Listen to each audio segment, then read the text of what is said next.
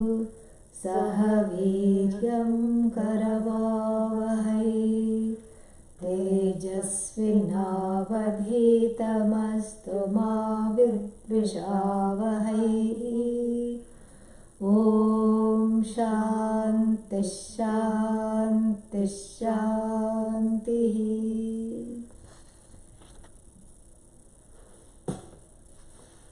निरुपमनित्य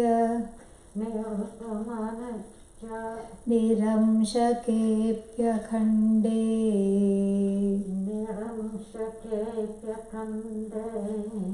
निरुपमनित्य निरंशकेऽप्यखण्डे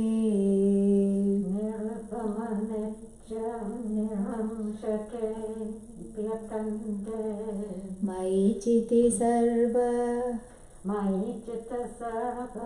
विकल्पनादिशून्ये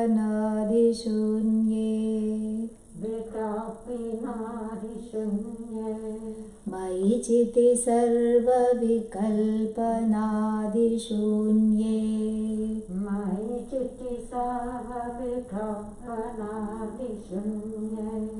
शून्ये घटयति Jagdish जीवभेदम्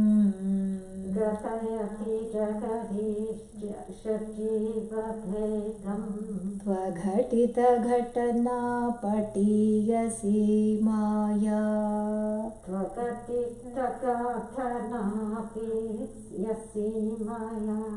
निरुपमनित्यनिरंशकेऽप्यखण्डे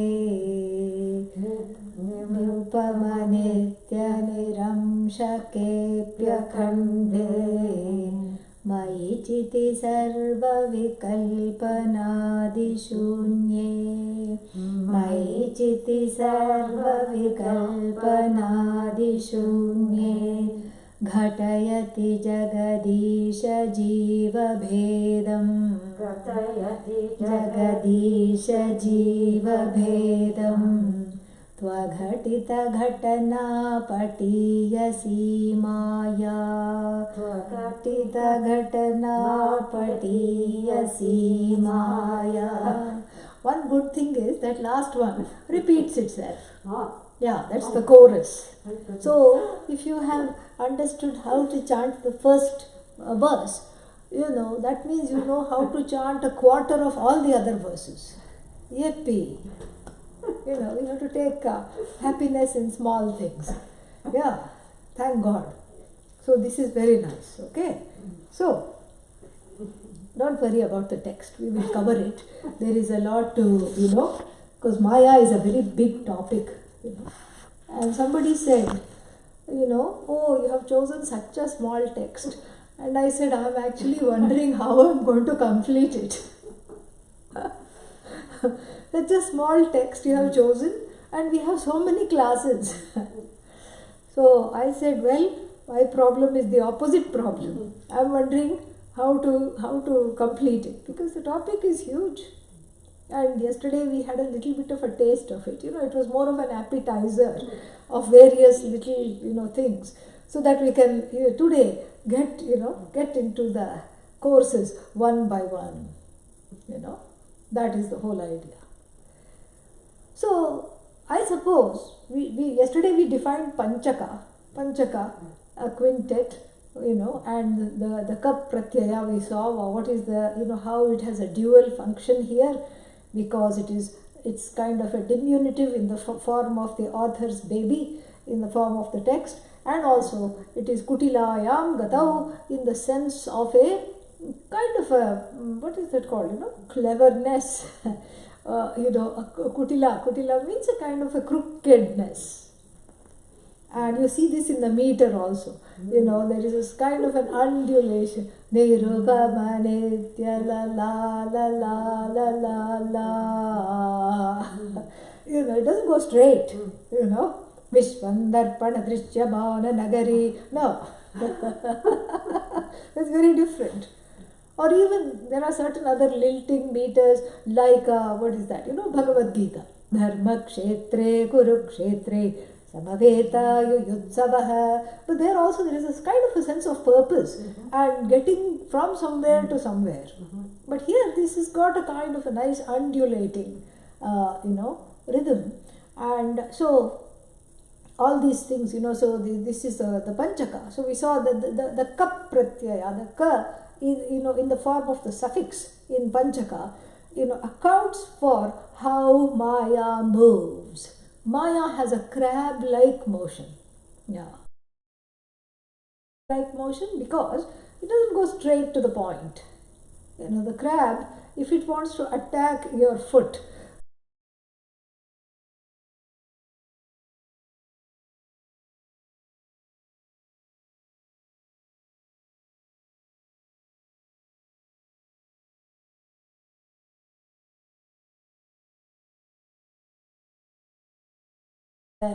we should come with a definition of Maya. And that is, of course, is going to take a long time because of the complex nature of what this Maya is. So the first and the easiest definition is Yama Sa Maya. Yama Sa Maya. So what is this Yama Sa Maya? Sa Maya, she is known as Maya. Ya, the one who is what? Ma. Mother? Yeah, well, mother too, but here Ma in Sanskrit means knowledge. Ma in Sanskrit means knowledge. And she who is all knowledge. For who? Not you, okay? For Ishvara. Is Bhagavat Shakti, she who is all knowledge, in the sense that the whole world is just a manifestation of knowledge. So she who is all knowledge, the whole Jagat is knowledge. We saw that yesterday. When I say flower is, all I mean to say is flower knowledge is. You cannot separate the flower from the knowledge of the flower. Because any description of the flower is the knowledge of the flower. There is no separation whatsoever. So, therefore, whatever is Ishvara, and whatever is the knowledge of Ishvara manifest as the Jagat. This is what we have to see. So, therefore, Yama Sa Maya. So, this is what is Bhagavat Shakti, and this Bhagavat Shakti comes in many, many forms. And therefore, we have to go to see, unpack the Upanishadic, if that's a word, now it is. So, the Upanishadic sources of this definition. And the first quotation was from where? From the Brihadaranyaka Upanishad. And Indro Maya Bhihi Pururupam Iyate. Pururupam is Iyate. So Indra here is not our celestial Indra, the king of heaven who gets jealous all the time, not him. Okay? Indra here means Bhagavan. And the word Indra is used for Bhagavan first time in the Aitareya Upanishad. There Adindra is the name for Bhagavan. That is Indra. So Indra here has many meanings. It means, if you look at the oldest dictionary in the whole world, dictionary cum thesaurus, and the name of that is Nirukta. It's as old as the Vedas, because the Vedas quote Nirukta in the Taittiriya Upanishad, Shikshamya Akhyasyaamaha Varnaswaraha Matrabalam, all these things, and then Nirukta comes there, and then even Mundaka Upanishad also the word Nirukta comes, and Chandogya Upanishad also the word Nirukta comes. When Sanat Kumara asks Narada, what all do you know? Janami Rigvedaha, Yajurvedaha, Samvedaha, Shiksha, Kalpo, Vyakaranam, Niruktam, Chandasam, Jyotisham iti. This is the extent of all my knowledge, Narada tells the teacher. So the Nirukta is a very, very ancient dictionary, and then the word Indra is described there in many, many ways. So the word Indra is pregnant with knowledge and possibilities. That's one meaning. And that's where the word Ishvara, I suppose that's why it is used as a word for Ishvara.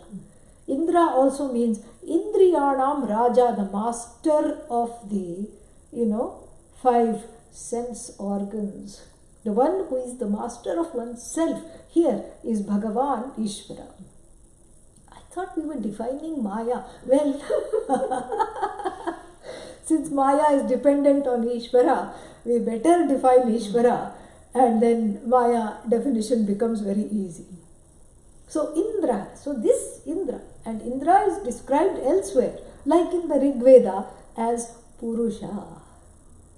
Sahasrashirsha Purusha. The Purusha whose head is, the whole universe is the head, all the heads, or his head, including the head of the dog, cat, alligator, head of Rahu, who is all head, is just this. Sahasrakshas, Sahasrapat, all the feet are his feet, everything is just him, so this Purusha is Indra. And Maya Bhihi, meaning, see, this is Sanskrit, so we have singular, Maya, through Maya, Maya, through one Maya, and then what is the dual? Maya, Mayabhyam, Mayabhyam, through 2 Mayas, and then what else is there? Maya Bhihi, meaning it should be more than 2, minimum, at least 3 it should be there. Ayyayo, even one Maya is so difficult to define. What am I going to do with 3 Mayas? Maybe more than 3, but at least 3 here. What is the situation? This is what we have to see here. What is the situation here? So, Indro Maya Bhihi, we'll come back to that. Let us look at the sentence here. Indro Maya Bhihi Pururupam Iyate. Iyate gains, goes to. Pururupam, Puru means many. Puru is also a pun here on Purusha. So this Maya is what makes Bhagavan, quote unquote, become many forms. Become many forms. Yeah. So this is the one that makes Maya into many various forms. What is this? Bhagavat Shakti. And this Bhagavat Shakti is Maya, and this Maya makes Ishvara as though populate this Jagat using so many names and forms. So in other words, if Indra or Ishvara is Purusha, Purusha means Bhagavan, then what is this? What are all the things in the universe? They are also Purusha, Purusha, Purusha, Purusha. Purusha means person. It doesn't mean man, okay? Even though sometimes it is in vernacular languages it means man. But in Sanskrit it's just a derivation. Sarvan Purayati iti Purusha. The one who completes everything, fills up everything. So from that standpoint, Purusha is nothing but Bhagavan. The one who completes and fills up everything. And then the same Purusha, through another definition, is Puri Shete iti Purushaha, the one who sleeps in the citadel of this body, mind, sense complex. Same word Purusha to describe the Jiva and describe Ishvara. Why? Because Jiva is Ishvara. With a complex, with some crankiness, that's all. No other difference. So, Purusha is, the Purusha is Bhagavan. Purusha, as I told you, the definition of Purusha, the meaning of the word Purusha is person. So if Ishvara is person, what is the Jiva? Personality. That's what I told you. Ishvara with a sad twist, with a twist of fear, like the recipes say. Before you take off the flame, add a twist of lime. Yeah. So Ishvara with a twist is Jiva. A twist of bitterness, a twist of complaints, a twist of crankiness, a tiny, what is that? A tiny, little grated, some kind of masala, grated, nutmeg, yeah, makes the Purusha a nutcase. This is what the whole thing is. Okay, let me just address this. Meditation is from, the class starts at 9:30 every morning, our time, I don't know where you are. So 9:30 to 9:45 is meditation right here. This is how you could participate, okay? So if you can please, reserve the chat box for the questions after the class, and so that we can just, keep the chat box free during the class time to alert me of any, Wi-Fi problems or emergency, the screen freezing or something like that. Let us keep it like that, okay, so that everybody can have that same experience of being able to listen to the class. So so tomorrow you can definitely partake of the meditation. So you please check in, log in exactly at 9:30. So 9:30 to little bit, 15-20 minutes we will have the meditation right here, okay, all right. So Purusha, so person, and then what? And then Purusha plus quote unquote Ajnanam, quote unquote, what is that? Some kind of a personality, Jiva. But then why? Why does the person have a dash of sadness, some grated crankiness, some fear, some tears? But Ishvara doesn't have, because Ishvara doesn't have a head, thank God. But you yourself said Sahasra Shirsha Purusha, and now you are saying he doesn't have a head. That's why all heads are nothing but Purusha, but Purusha is not any head in particular. Purusha doesn't have a specific head. So the head is the problem. Yes, the head is the problem. Should I decapitate myself? Not yet. At least wait till the class to be over. Then you will see that there is no need to do any such, any such drastic measures.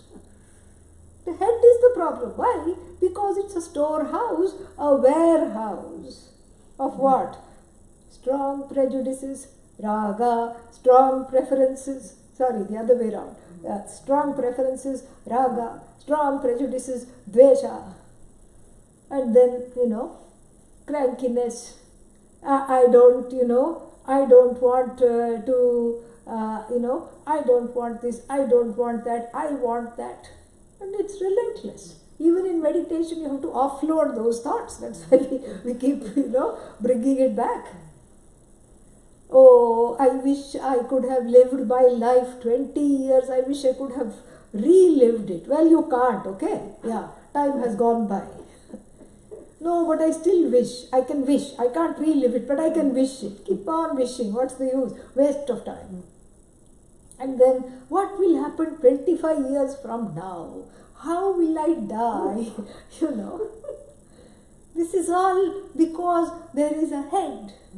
The head is what is called in Sanskrit as upadhi. Upadhi, here it is. Upadhi, is a very strange word. Upadhi. Upadhi means that it is a kind of a container, and as though container for all it's like a garbage can, the head. Everything that should be thrown away is put there, where it festers until it is picked up, with the grace of Bhagavan. This is what the whole thing is. So as long as there is a head, it will be full of complexes. This is a rule of law. As long as there is a head, you will get ahead of yourself, you will get miserable, you will get upset, you will get tired, you will get cranky, you will get cantankerous. It is, it is assured. So the head is upadhi, body is upadhi. Upadhi for what? Upadhi means container. Again, it's a very bad word, container. That's why I have to, but I can't contain myself from using it because there's nothing else to do here. Anything that you say, you have to have permanent quotation marks. When I was teaching at Arshavidya last year, then, I was teaching at Arshavidya last year, and so I used the word as though like this so many times. They made a big banner for me, with the word as though like this, in big quotation marks. So this is what it is, as though. So it's an as though container. For what? For Purusha. For Purusha.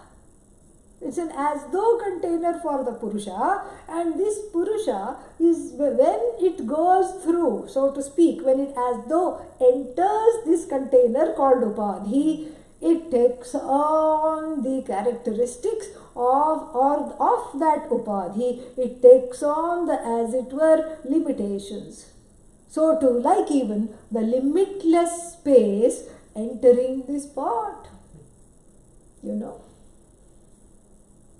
the limitless space has entered this pot, so to speak. How do you know that there is space in the pot? See? Everybody see? That is called pot space. Pot space is this is what the pot is, and the space inside the pot, and then this is what the whole thing is, pot space. Suppose, let us say the pot space had a human mind. I don't know how it will do that. This is a hypothetical example. The pot space, let us say, has a human mind, and then says, "Oh, when will I meet the Lord?" Who is your Lord? Space. I need to be one with space, but I'm confined to this pot. Oh, Lord, please make the pot upside down so I can shake myself out and, drop off from this. And on another sad day, it will have another sad prayer. When will I shake off this mortal coil? When will the pot become a crack pot? So that I can be free and be one with the pot. So that I can be free and be one with the pot. What is this being free and being one with the pot? Does the pot space need to be free? No, it's already free. In fact, we have to, I can't teach this pot, but if I were a space guru, I would come, pot space guru, I would come and say to the pot, if I were a pot space guru, I would say, you know what, you please sit, you are sitting in this pot as though. In fact, think about it. Are you in the pot, or is pot located in you? That is enough, That is enough for it to cognitively drop its ignorance of its nature as all-pervasive space. It needs instruction. But until that instruction, there is a conflation with the upadhi. A conflation, a complete and total identification, which is why the need for the next prop, like a crystal. You put an orange cloth behind the crystal, and now this crystal has got some, flower imprisoned in it, but doesn't matter, it has become immortal. So this, so you put the orange cloth behind the crystal, and now you say, oh, crystal is orange. Then you put, some other, yellow cloth, then it becomes yellow. Then you put some kind of a printed china behind it, and now it is blue with little dots. So like this, you see, then you say blue crystal, yellow crystal, green crystal, but really is the crystal blue? No. Is the crystal yellow? No. Much less is it orange? No, it is not orange, it is not yellow, it is not green. What is the color of the crystal? No color in particular. This is what Ishvara is as Purusha. No color in particular, no form in particular, no upadhi in particular. But then what? What is that upadhi of Ishvara? Limitless upadhi. So therefore, there is no particular head where all the complexes are stored. Something happens between this Purusha, Indra, free of complexes, all knowledge, Sarvajnaha, Sarvavit, all knowing in particular, all knowing in general, wonderful, great, fantastic. Something happens from there to when it as though this Purusha, this Satchidananda being, this conscious being, as it were, enters the various names and forms called the creation projection. Some funny thing happens. It takes on the dharma, it takes on the dharma of that particular upadhi. Dharma here is not, dharma, adharma. Dharma here is attributes. It takes on, as it were, the attributes of this particular upadhi. So the same Satchidananda Atma, the same Purusha, that same consciousness, free of time, free of space, free of anything, free of raga, free of dvesha, limitless, limitlessly existent, limitlessly knowledgeable, all knowledge in the form of all knowledge, takes on, as it were, the limitations, again, the so-called limitations of various upadhis. The same Satchidananda Atma in the worm is happy just digging. That's all it does. Earthworm, it's called. Digs. And then what? Next life, suddenly some punya fructified human being, but still loves to dig. Becomes a detective, a researcher, wants to dig into the situation, get his hands or her hands into something. That purva samskaras are there. Okay? Then the same Satchidananda Atma, Brahman, whatever you want to call it, same Ishvara, in the form of, and when entering into the body of a what? Butterfly, flits here, flits there, sits on this flower. The flower, of course, makes a show. You think the flower looks nice for you. No. Oh, the spring is helping. It's not helping you at all. Just a question of its own survival, dear friends. That's all it is. There is nothing else other than its own survival. Nothing else. So it makes a big show of colors, fragrance to attract the birds, the bees, the butterflies. These are the pollinators, because it wants its fame to go far and wide. It wants to populate the earth. It too wants to become limitless. So then what happens? So in the form of a butterfly, the butterfly just flits and hovers, and the flower calls it, come to me. Me, look how fragrant I am. Nectar, food, yummy, come. One flower big, a rose as big as a cabbage calls out. And another small wild rose says, don't ignore me. That one may be big, but doesn't have much fragrance. Think of me. I'm an English wild rose. That's where we all came from. I'm close to my origins. This one is just some kind of a newfangled hybrid. Don't go there, come to me. It's a riot of colors, fragrance, and so this Satchidananda Atma in the form of this butterfly flits and plays coy. Not you, not today. I think I'll go here. And then before the English rose gets very happy that the butterfly has alighted on it, what does the butterfly says? Ta-ta, see you later.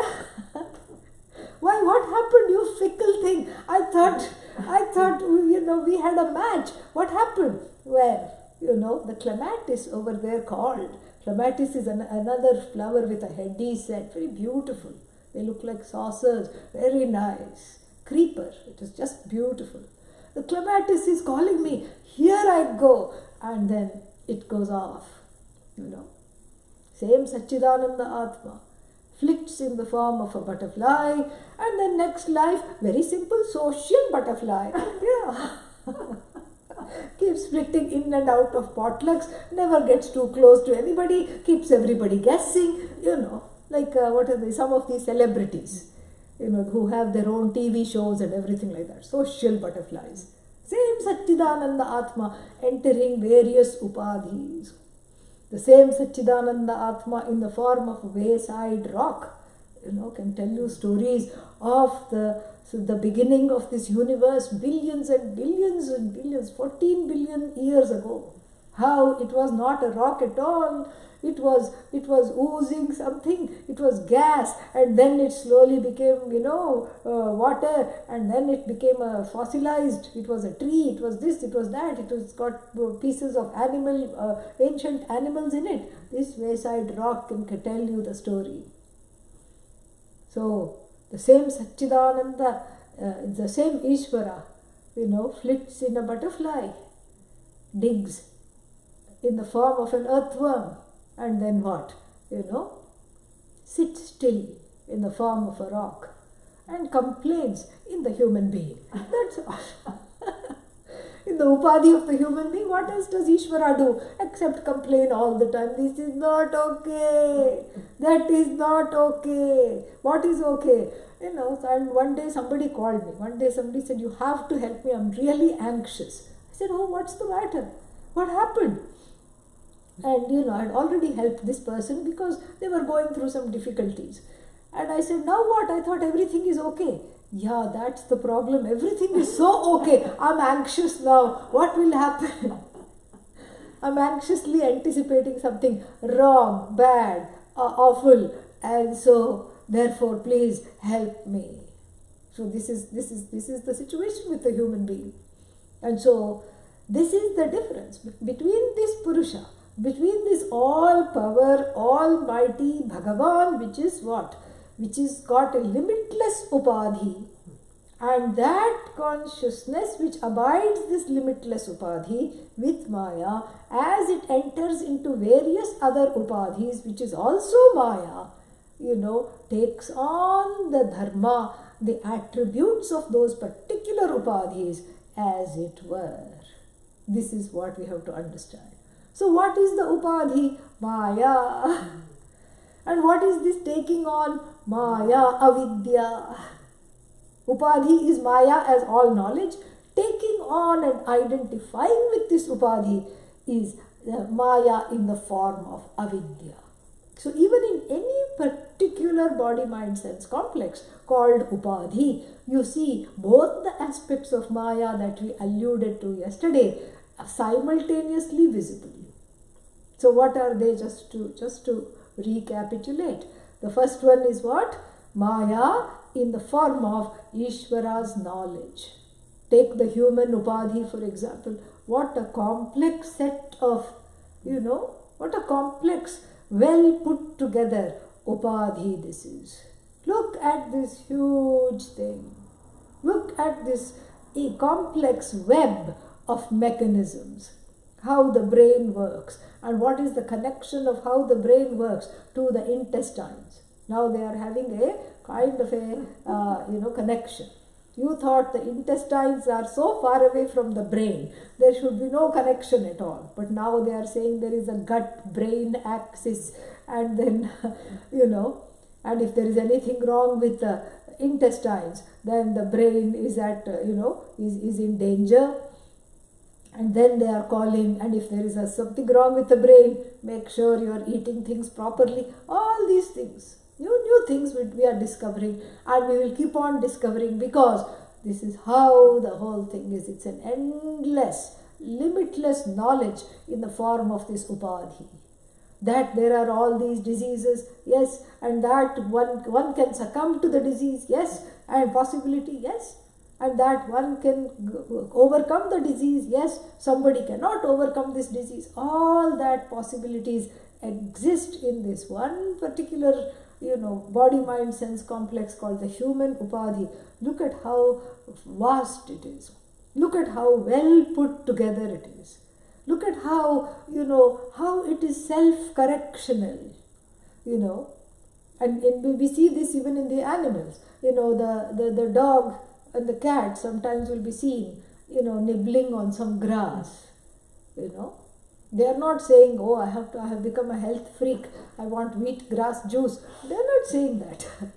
They know that if they feel too full, they ate rather a large meal or a mouse or whatever they could get, and then now they have to digest it with some herbs. So they will naturally go and chew on some grass, or they will skip a meal. Harder for the human being to do that, but still the possibility to that self-correcting possibility is there. Look at this. This is the human upadhi is all knowledge. You don't have to look for Ishvara. Where are you, Purusha? Speak up. No, right here in this body, in the one who even complains that this body, I don't like this body, right in that complaint, you see all knowledge, because you see free will, free enough to complain. Yeah, the free will, which is a privilege, which is not there in such magnified form as in animals or any other life form. You see that free will shining, and this is just Ishvara right there.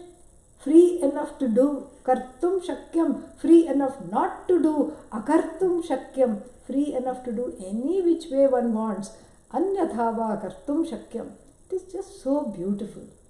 And then you look at any particular organ and you see the presence of Ishvara, the stamp of Ishvara, the knowledge of Ishvara is there.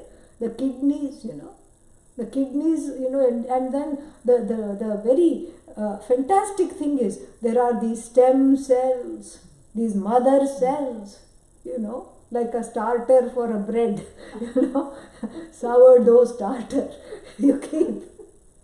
Then you can train it to become another loaf of bread. Yeah, you can do that. And here too, you can train these stem cells, please become kidneys, of course in a petri dish, and then they will behave just like kidneys. You can train them to do that. It is amazing, it is so fascinating.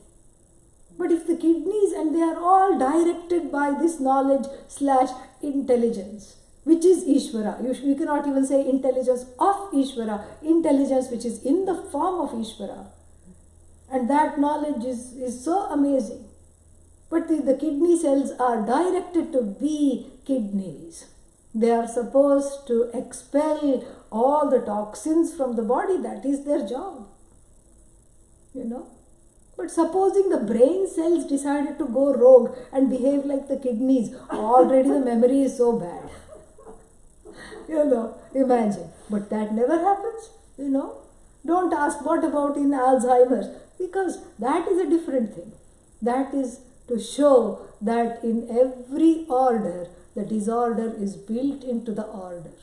That is why Maya is part of Ishvara, so to speak. So this magical, way in which the upadhis exist, and in which this knowledge, intelligent being, Ishvara, this all knowledge, all, all pervasive, all existence, the source of existence, multiplies itself, so to speak, to populate all the upadhis itself without undergoing any change, is due to Maya. Maya as all knowledge. That is what we are seeing here. Maya as all knowledge is nothing but this ability to, to live inside the upadhi and be a very, compliant neighbor, not even a neighbor, you become one, just like you go to visit a family and you become part of the family. So Maya as though allows there to be some kind of an identification with the body-mind sense complex, This is part of the knowledge of Ishvara, Maya as Ma, knowledge. Why?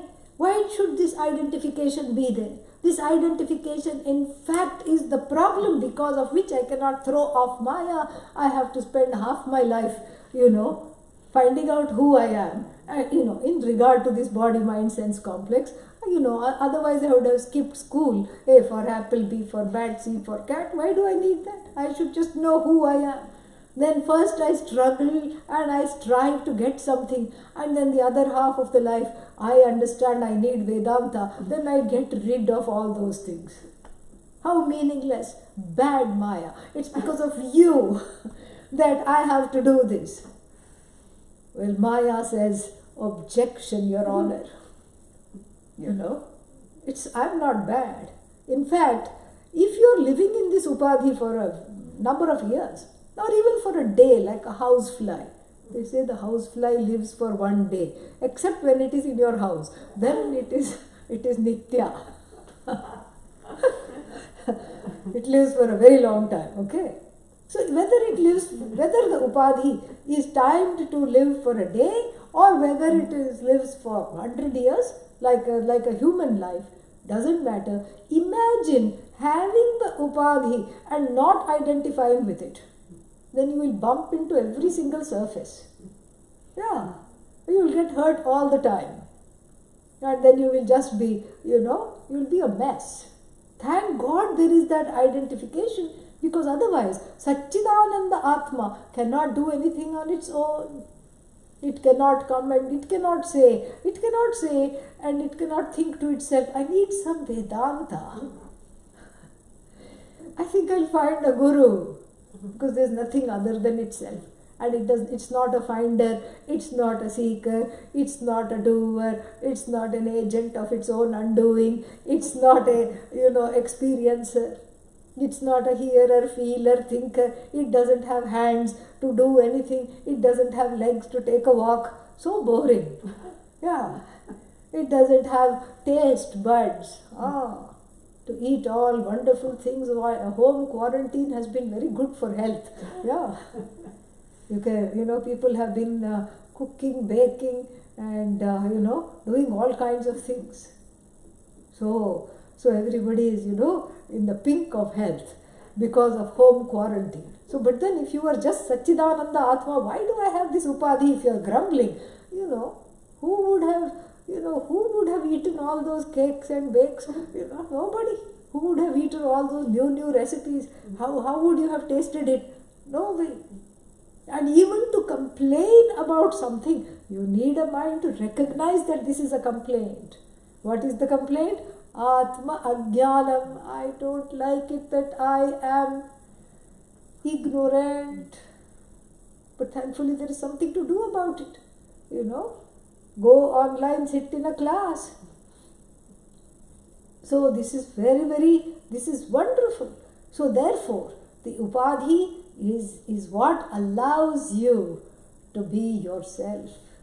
To be an animated form of Ishvara, gamboling in the lawn. Very nice, To be, and even if there are billions of human beings, each one complains in his or her own way. That is kind of nice to see. Each jiva has its own complaint.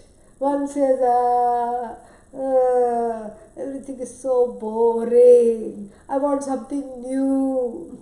And the other one says, well, I'm tired of everything new. I want routine and I want my life to be a certain way.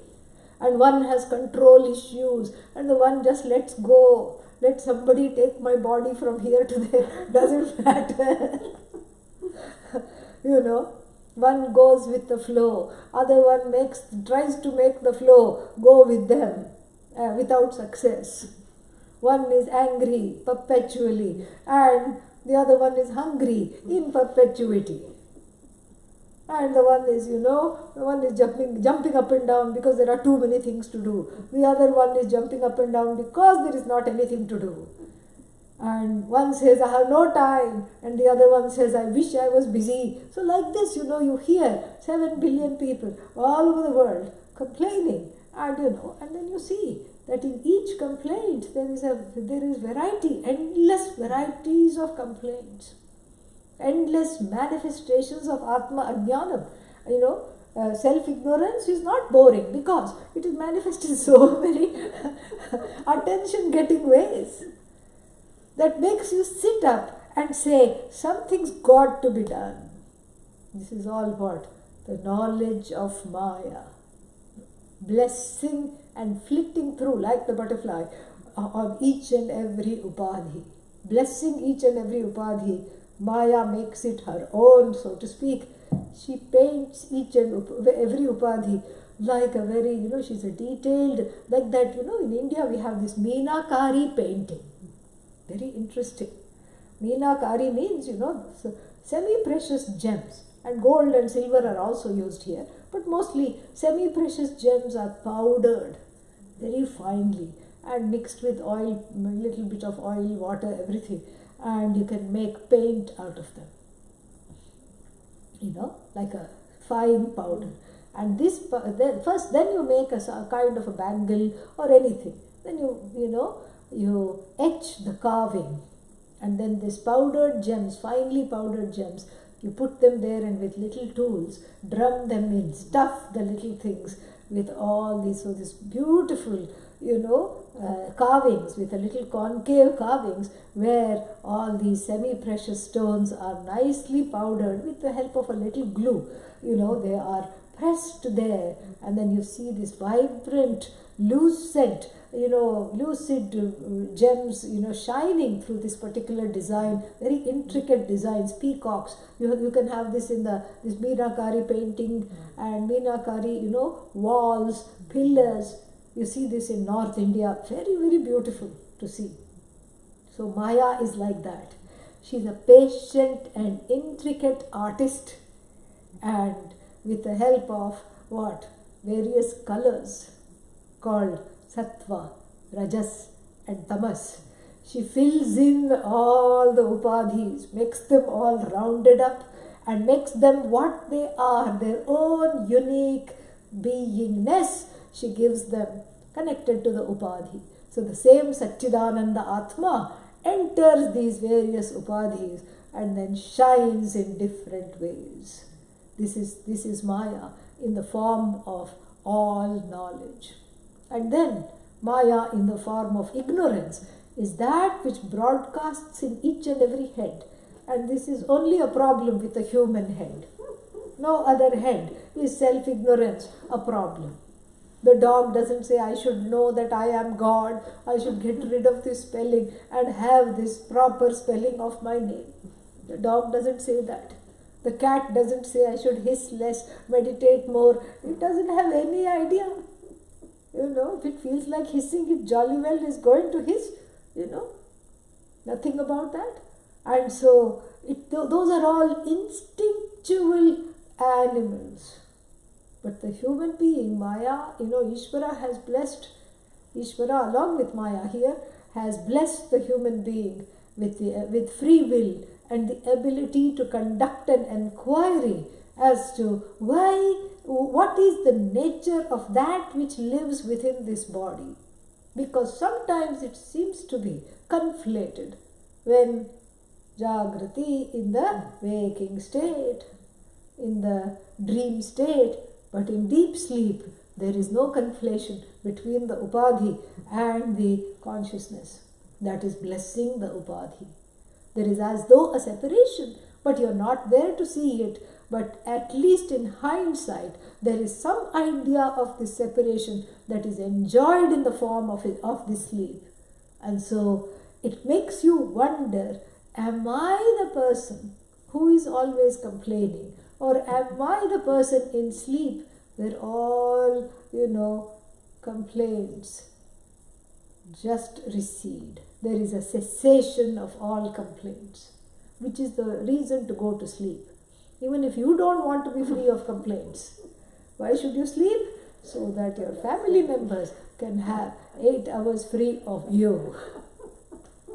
Do them that favor. Okay? So, this is what we have to understand here. Very, very beautiful. So, this Maya, in the form of Atma Ajnanam makes one conflate that body to be oneself. But along with that is also the blessing to be able to question it. It's a double-edged sword here. So most of the time one takes the upadhi for granted. This is how marriages are made. You register yourself on shadi.com. Shadi means marriage, Match.com. There is some such sites will be there. And then you put your profile. What do you put? I like movies. I like, hiking. I like eating. Actually, that should go first. I like eating, And then because I have eaten, I like hiking, And then I have to sleep it off somewhere. I like the movies. I like this. I like that, I'm an introvert. I'm an extrovert. I'm a engineer. I'm a doctor. I'm a teacher. I'm an artist. This I am has joined all the various, colorations of the upadhi. This is Ajnanam, Maya hugging you in the form of Atma Ajnanam. She gives a big kiss, doesn't let go, And then the other person, the match to be, also describes their likes and dislikes. And the computer matches. At least we were better off in ancient times. The horoscopes would be matched. Horror, okay? A scope of horrors is each person's life story. So the horoscopes would date in the astrologer's house, and at least horoscope is Ishvara, Bhagavan. The planets, where the planets were at one's time of birth, is Bhagavan's blueprint, the karmic blueprint of the person. So at least in matching the horoscopes, you are invoking the Lord in the form of the planets. But here, what is there in this kind of a match, computer match? A bunch of raga dveshas, strong preferences and prejudices, go and marry another bunch of molecules of raga dveshas. That's all it is. It's the personalities greeting one another. It's not the person really. And so, therefore, this is, this conflation of the upadhi with the person, the personality thinking itself to be the end all and be all, and to thinking itself to be, mistaking itself to be the person, is Maya in the form of avidya, the great embrace, the mother's embrace, because Maya is female and she is seen as the matriarch of the family tree of self-ignorance. And so, therefore, she's not a mother. In fact, she's better called smother. Yeah, a mother with a S in front of it, because she takes hold of you, does not let go. The Guru has to come and pry the hands, and then Atma Jnanam takes place. So this is what, that embrace of Maya in the form of all, avidya, that is what is called Avarana Shakti. It's not a Shakti to be made fun of. Avarana Shakti. So Avarana, the Shakti of Maya, to embrace you so tightly that you forget who you are. Yeah. And you start saying, oh, this is very nice, mommy. She's hugging me so tightly. I feel so safe. Safe what? Safe in this limited body? Safe in this mindless mind? Safe in these senses that drive you senseless? What kind of a safety is that? But somehow it's a dysfunctional safety that one feels, because I have this body and I am this much and at least I am only this much. Thank you. This is the kind of a false lull, and this is what is called, Avarana, the covering power. In fact, before she embraces this baby, what does she do? Baby is you. Okay, yeah. So, what does she do? She covers you in a cloak and then embraces. You are kidnapped by Maya. Like in the movies, you cover the person you are going to make off with and take off as a hostage, you cover them with a cloak or you blindfold them, they don't know where you are going, they don't know where they are going, and then you make off with them. And similarly, Maya has hijacked your vision with the